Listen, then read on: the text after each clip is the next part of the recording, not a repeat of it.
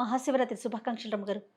మీకు కూడా మహాశివరాత్రి శుభాకాంక్షలు. సుమన్ టీవీ ప్రేక్షకులందరికీ మహాశివరాత్రి శుభాకాంక్షలు. ఈ శివరాత్రి మన జీవితాల్లో ఎంతో వెలుగును తేవాలని, ఆధ్యాత్మికంగా మనం ప్రగతిని సాధించాలని కోరుకుందాం. తాకట్టులో ఉన్న బంగారాన్ని విడిపించి ఆ రోజు ఆన్లైన్ రేటుకే మేము కొంటాం. Sharma gold company. మరి శివరాత్రి పండుగ అనగానే ముందుగా గుర్తొచ్చేది రమ్మగారు ఉపవాసం ఉండటం, జాగరణ చేయటం, ఆ శివుణ్ణి తలుచుకుంటూ ఆయన్ని ప్రార్థిస్తూ ఉండటం రోజంతా కూడా. దానితోడు అభిషేక ప్రియుడు కదండి. అభిషేకాలు, అర్చనలు దేవాలయాల్లో జరుగుతూనే ఉంటాయి. సంవత్సరం అంతా శివరాత్రులు వస్తూనే ఉంటాయి మనకి. ప్రతి నెల మాస శివరాత్రి ఉంటుంది. అమావాస్యకి ముందుగా చతుర్దశి త్రయోదశిల కలయిక ఉండాలి అట్లా చెప్తారు శాస్త్రం ప్రకారం. ఈరోజు మాస శివరాత్రిని క్యాలెండర్లో కనపడుతుంది, చూసుకోం మనం. మామూలుగా మాస శివరాత్రులు గమనించాం. దేవాలయాల్లో, శివాలయాల్లో మాస శివరాత్రికి అభిషేకాలు చేస్తారు ప్రత్యేకంగా. ఆర్ద్ర నక్షత్రం పరమేశ్వరుడి నక్షత్రం కాబట్టి ఆ రోజున సోమవారాలు, తర్వాత ఈ మాస శివరాత్రి విశేషంగా ప్రతి శివాలయంలో, చిన్న శివాలయం నుంచి ప్రతిష్ట ఉన్న ప్రతి శివాలయంలోనూ, తర్వాత మహాశివ జ్యోతిర్లింగాలు అన్ని చోట్ల పెద్ద పెద్ద దేవాలయాల్లో కూడా చేస్తారు. మనకి ప్రత్యేకంగా సామాన్య జనానికి తెలిసిందంటే ఇది మహాశివరాత్రి నాడు. నెలంతా అంటే ఏడాదంతా అన్ని నెలలు పాటించకపోయినా ఈ ఒక్క మహాశివరాత్రి నాడైనా శివ జాగరణ, శివుని కొరకు ఉపవాసం, శివ పూజ, శివాభిషేకం, శివ స్మరణ ఏది చేసినా కూడా అఖండమైన ఫలితాన్ని ఇస్తుంది. అంటే ఈ ఏడాది చేసిన తప్పులు సమసిపోతాయని కాదు, ఇది ఒక ప్లస్ మనకి. ఈ అవకాశాన్ని ప్రతివాడు, హిందువై పుట్టిన ప్రతివాడు, ప్రతి భారతీయుడు ఉపయోగించుకోవాలి. పర్వదినాలు మనకు వస్తూనే ఉంటాయి. అవునండి, ఎన్నో పర్వదినాలు. మనం కొన్నింటిని వదిలేస్తాం, కొన్నింటిని చేస్తాం. మా ఇళ్లలో లేదు, మా ఊళ్ళో లేదు, మా వైపు ఆచారం కాదు, ఇది క్యాజువల్గా వెళ్ళిపోయేది, ఇలా భావించి వదిలిపెట్టేస్తాం. కానీ మహాశివరాత్రి మాత్రం భారతదేశం అంతా జరుపుకుంటారు.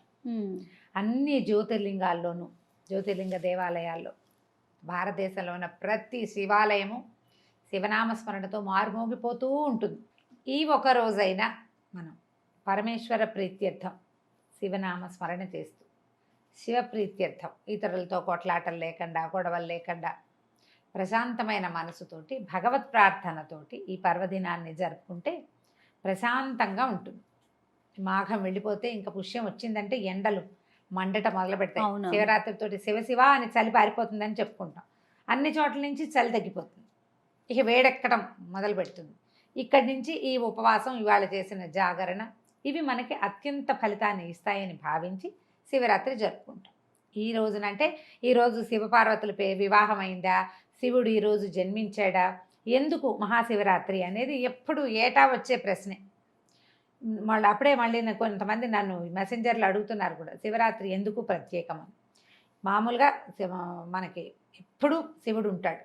ప్రపంచం లయమైపోయినప్పుడు కూడా శివుడు, నిత్యుడు శివుడు నిరంతరము ఉండేవాడు.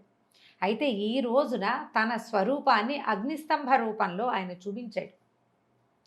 ప్రళయకాలంలో మామూలుగా సృష్టి స్థితి లయకారకులు ముగ్గురు, బ్రహ్మ విష్ణు మహేశ్వరులు మన కథ నడిపిస్తూ ఉంటారు. అవును, ఆయన సృష్టిస్తాడు, ఈయన పెంచి పోషిస్తాడు, మూడో ఆయన లయం చేస్తాడు, మళ్ళీ పుట్టక్కకి మళ్ళీ సృష్టికి మొదలవుతూ ఉంటుంది. ఇట్లా జరుగుతూ ఉంటుంది. ప్రళయకాలంలో ఏమవుతుందంటే అంతా కూడా కలిసిపోతూ ఉంటుంది. ఆ కలిసిపోయే క్రమంలో ఈ సృష్టి స్థితికారకులు కూడా ఒక ఉద్వేగానికి, ఒక వేరే రకపు ధోరణికి, అంటే ప్రళయానికి సూచన అన్నమాట. అప్పటి వరకు పరమ ప్రశాంతంగా ఇదంతా నడిపే వాళ్ళు కూడా నేనంటే నేననే భావనలు వచ్చేస్తాయి. అంటే లయం అయిపోయే ముందు వచ్చే ఉత్పాతం అన్నమాట అది. నేనంటే నేనని వాళ్ళిద్దరూ వాదులాడుకున్నారు, బ్రహ్మ విష్ణువు. నేనే ప్రపంచాన్ని నిర్మిస్తున్నాను, నేనే నిత్యుండని బ్రహ్మ, ఇదంతా నడిపేవాడిని నేనే కాబట్టి నేనే నిత్యుండని, నేనే గొప్ప అని విష్ణువు. నువ్వు నా గర్భంలో నుంచి జన్మించావు, నా నాభికమల నుంచి జన్మించిన వాడివి, నువ్వు నాకంటే ఎక్కువ ఎట్లా అవుతావు, పుత్ర సమానుడివి కదా, నా నుంచి జన్మించిన వాడు కుమారుడు కదా అని ఆయన. నేను నా వల్లే ఇదంతా మొదలైంది, వేదాలవి నా చేతిలోనే ఉంటాయని బ్రహ్మ వీళ్ళిద్దరూ వాదులాడుకున్నారు. యుద్ధానికి కూడా సమకట్టారని కొన్ని పురాణాలు, శివపురాణంలో అక్కడ చెప్పబడుతుంది. అయితే వీళ్ళు యుద్ధానికి చేస్తున్నప్పుడు వీళ్ళిద్దరి మధ్యలో ఉన్నట్టుండి అగ్నిస్తంభం ప్రత్యక్షమైంది. నిత్యులు వీరు కాదు, మహేశ్వరుడే నిత్యుడు. వీరిద్దరూ తక్కువ అని కాదు, వీరు లయమైపోయి మళ్ళీ వస్తారు. కానీ మహేశ్వర స్వరూపం నిత్యమైనది. ఇప్పుడు లయకారకుడైన శివుడు అని చెప్పడానికి వీల్లేదు. నిత్యమైన మహేశ్వర స్వరూపం ఉంటుంది. అది ఆదిశక్తితో కలిసి వాళ్ళిద్దరూ కలిసి ఉంటారు. శివశక్తి సమ్మేళనమే ఆదిపరాశక్తి. ఆమెలో ఉండే శివుడు నిత్యుడు. ఈ స్వరూపంగా మనకి కనబడి కైలాసంలో కనిపించి లయకారకుడని మనం భావించే ఆయన బ్రహ్మ విష్ణువులతో పాటుగా వెళ్ళిపోయి మళ్ళీ వస్తారు. మహేశ్వరుడు స్వరూపాలు ప్రత్యేకమైన ఉన్నాయి. ఈ సదాశివుడైన పరమేశ్వరుడు ఇక్కడ అగ్నిస్తంభ రూపంలో ఉద్భవించాడు. ఎంత జ్వాలాలింగం అన్నమాట అది. మండిపోతోంది. పైనుంచింది పైకి చూస్తే పైన కనపడుతుంది, కింద చూస్తే కింద కనిపిస్తుంది. అప్పుడు వాళ్ళకి ఉద్బోధ వచ్చింది. దీని ఆద్యంతాలు కనుక్కుంటే ఇది ఎక్కడ పుట్టింది, ఎక్కడికి వెళ్తోంది, అది కనుక్కున్న వాళ్ళు గొప్పవారు, వాళ్ళు అధికులు. ఇప్పుడు ఇదొక పామర భావం, నువ్వు గొప్ప నేను గొప్ప అనేది దైవభావం కాదు. అవును, దైవీభయ భావాలు అవి కావవి. ఈ ప్రళయకాలంలో దైవశక్తులకు కూడా ఇలాంటి ఒక పామరత్వం వస్తుందని చెప్పటం అన్నమాట. అయితే వీళ్ళిద్దరూ ఏమనుకున్నారు, చెరో స్వరూపంలోనూ బయలుదేరారు. మహావిష్ణువు వరాహావతారం దాల్చి భూమిని చీల్చుకుంటూ కిందకెళ్ళాడు. ఎక్కడుంది దాని ఆది తెలుసుకోవటం కోసం ఆయన వరాహావతారంతో తొలుచుకుంటూ కిందకి వెళ్ళిపోయాడు. బ్రహ్మ హంస రూపంలో పైకి ఎగిరాడు. ఆయనకి తెలియలా, ఈయనకి తెలియలా. వెళ్ళిన కొందికి ఉంటూనే ఉంది. విసిగిపోయిన బ్రహ్మదేవుడు ఎవరైనా నేను చూశానని చెప్పడానికి సాక్ష్యం దొరుకుతారేమో అని చూశాను. ఈ పరమేశ్వరుడికి అర్చన చేసినప్పుడు ఆయన శిరస్సు మీద నుంచి జారి ఒక మొగలి పువ్వు పడిపోతుంది కింద. పరమేశ్వరుని చూసి స్వర్గంలో ఉన్న మా కామధేనువు దిగొస్తోంది కిందకి. వాళ్ళిద్దరూ కనపడ్డారు బ్రహ్మదేవుడికి. కనపడితే వాళ్ళిద్దరిని బ్రహ్మ ఏమన్నాడు, దీని అంతాన్ని నేను చూశానని మీరు సాక్ష్యం చెప్పండి అన్నాడు. పరమేశ్వరి ఈయన అంటే మరి ఏమన్నా సృష్టికారకుడు. అన్నిటికీ బ్రహ్మదేవుడి దగ్గరికే వెళ్తారు దేవతలు. ఏ సమస్య వచ్చినా, మరి ఏ జీవికి సమస్య వచ్చినా ముందు బ్రహ్మదేవుడి దగ్గరికి వెళ్తే ఆయన తను తీర్చగలిగేది అయితే తను చెప్పి, లేకపోతే విష్ణువు దగ్గరకో శివుడి దగ్గరకో తీసుకెళ్తాడు. మొదట అడిగేది ఎవరు, అమ్మనే అడుగుతాం కదా. బ్రహ్మదేవుడే తల్లి ప్రాణులకి. దాంతో మొగలి పువ్వు ఒప్పుకుంది, ఆవు ఈ కామధేనువు ఒప్పుకుని దిగొచ్చారు. ఏ ప్రాంతంలో అయితే మొదట తాము చూశారో అక్కడికి వచ్చారు. ఆ స్తంభం అట్లా పెరుగుతూనే ఉంది, పైకి వెళ్తూనే ఉంది, కిందకొస్తూనే ఉంది. కానీ విష్ణువు తను కిందకి వెళ్ళి తను చూడలేకపోయాడు. ఆయన నేను దీని ఆదిని కనుక్కోలేకపోయాను అని ఒప్పుకోవటానికి పైకి వచ్చాడు.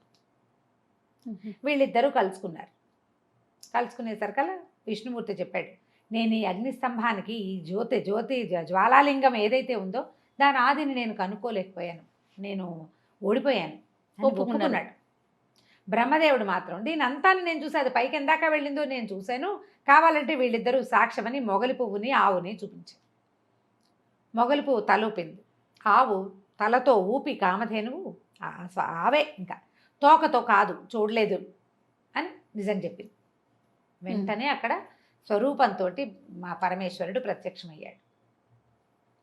నిజం చెప్పి తన ఓటమిని నిర్భీతిగా ఒప్పుకున్న విష్ణువుకి ఎప్పుడూ శివుడితో సమానంగా పూజ జరుగుతుందని, అబద్ధం చెప్పిన బ్రహ్మదేవుడికి పూజార్హత లేదని శపించాడు బ్రహ్మదేవుడిని. తర్వాత బ్రహ్మదేవుడికి అప్పుడు 5 శిరస్సులు ఉండేవట. భైరవ స్వరూపంలో ఊర్ధ్వముఖంగా ఉన్న ఆ శిరస్సుతోటే బ్రహ్మ అబద్ధం చెప్పాడు. ఇప్పుడు 4 దిక్కులకి 4 ముఖాలు ఉన్నాయని చెప్పుకుంటామా, ఊర్ధ్వంగా ఒక శిరస్సు ఉందట. ఆ శిరస్సుని గోళ్లతో గిల్లేశాడు పరమేశ్వరుడు అని చెప్తారు. అబద్ధం చెప్పిన శిరస్సుని తుంచేశాడు. ఈ అబద్ధపు సాక్ష్యం చెప్పిన వాళ్ళిద్దరు ఉన్నారుగా, మొగలి పువ్వుకి పూజార్హతే లేదు దాని జీవితంలో, ఏ పూజకి అది ఇంకా పనికిరాదు అని దాన్ని శపించాడు. కానీ కామధేనువు ఆవు ముఖంతో అబద్ధం చెప్పినా తోకతో నిజం చెప్పినందుకు నీ ముఖానికి పూజార్హత లేదు, నీ పృష్ఠానికి పూజార్హత ఉంది, వెనక భాగాన్నే పూజిస్తాం. అవును. ఆఖరికి కంచి కామాక్షి అమ్మవారికి కూడా ఉదయకాలపు సేవలో గోపృష్ఠాన్ని చూపిస్తారు. తలుపులు తీసి అమ్మవారికి ఏనుగు దర్శనం అవన్నీ చేయిస్తారు. ఏనుగు అశ్వం సేవలు అందిస్తారు కదా, అప్పుడు ఆవుని నిలబెడతారు ఆమె వైపుకి. పొద్దునే శుభ లక్షణాలు చూసి తలుపు తీస్తారనమాట. అంతటి పూజార్హత ఆవు యొక్క వెనక భాగానికి ఇచ్చారు. ఆ వెనక భాగం నుంచి వచ్చేటువంటి పురీషము అవి కూడా ఆ మొత్తం పంచగవ్యాలు మహాద్భుతమైనవి. అవును. ఆవు నుంచి వచ్చే యూరిను పేడ కూడా అది కూడా అంతే కదా, పంచగవ్యాలు ఉన్నాయి. పంచగవ్యాలు గోమూత్రము గోమయము కూడా పూజార్హత కలిగినవిగానే పరమ పవిత్రమైనవిగా భావించబడ్డాయి. ఆ ఏ టైంలో ఏ రోజున అయితే అగ్నిస్తంభ రూపంలో స్వామి పరమేశ్వరుడు దర్శనమిచ్చాడు ఆ రోజే మహాశివరాత్రి. అప్పుడు ఇదంతా అర్ధరాత్రి వేళ జరిగిందని, లింగోద్భవ కాలం అంటారు దాన్ని. రాత్రి 1 గంట 12 దాటిపోయిన తర్వాత ఆ సమయం దాకా కనీసం జాగరణ చేస్తే ఆ లింగోద్భవ కాలంలో మెలకుగా ఉండి శివనామ స్మరణ చేసినందుకు, పరమేశ్వరుని ఉనికిని మనసా వాచ ఒప్పుకున్నందుకు మనకి మోక్షం లభిస్తుంది అని చెప్పి అప్పటి నుంచి మొదలుపెట్టారు. ఇది అప్పుడు దేవతలందరూ పూజించారు. వాళ్ళందరూ కూడా అందరూ మోక్ష సాధనకి అర్హులేనమాట. మనం ఒకసారి ఈ ఉపవాసం ఉంటే నిరుడు చేసాం మాకు మోక్షం వచ్చేస్తుందండి అని అనుకోవడానికి వీల్లేదు. జీవించి ఉన్నంత వరకు చేయవలసిన విధి. ఇది కాలచక్రం తిరుగుతూ ఉంటుంది కదా, ప్రతి సంవత్సరము వస్తుంది. ఈ రోజున ఉదయమే తలకి నీళ్ళు పోసుకోవటం, తల స్నానం చేయటం, అంటే తలంటి పోసుకోవటం అనే విధానంగా చెప్పరు. ఊరికే తల రుద్దుకోవటం, నెత్తికి నూనె రాసుకుని పండగల్లో లాగా చెయ్యరు. పర్వదినాల్లో తల కడగటమే. ఆ కడగటం ఇప్పుడు కాస్త ఏదో కుంకుడుకాయో సీకాయో శనగపిండో, ఇప్పుడు షాంపూ అవకాశం వచ్చింది కాబట్టి షాంపూతోటి తల స్నానం చేయటం. ఉదయమే ఏదైనా దేవాలయం దరిదాపుల్లో ఉంటే దేవాలయానికి వెళ్ళటం, శివాలయ దర్శనం, శివాలయంలో కుదిరితే ఒక దీపారాధన చేసుకోవటం అవకాశం ఉంటే, లేకపోతే చేసేదేం లేదు. శివాలయాల్లో కంటిన్యూస్గా ఏకాదశి రుద్రాభిషేకం జరుగుతూ ఉంటుంది. అవును. ఒక్క నిమిషం నిలబడి దండం పెట్టుకొచ్చేయటం కాకుండా ఆ నమక చమక మంత్రాలను చెవిని వేసుకోవటం. మనకేం అర్థం కాదు, కానీ ఆ వైబ్రేషన్ కావాలి మనకి, అది వినాలి.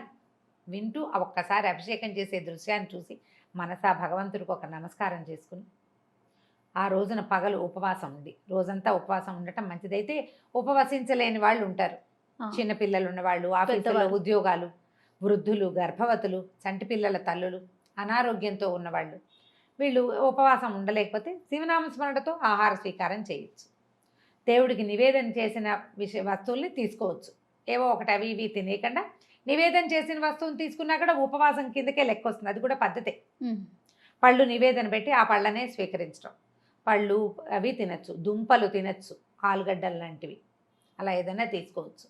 ఆ తర్వాత ఈ దిబ్బరొట్టెలు లాంటివి తీసుకుంటారు. మినుము తోటి కలిసిన ఆహారం కూడా పనికొస్తుంది అంటారు.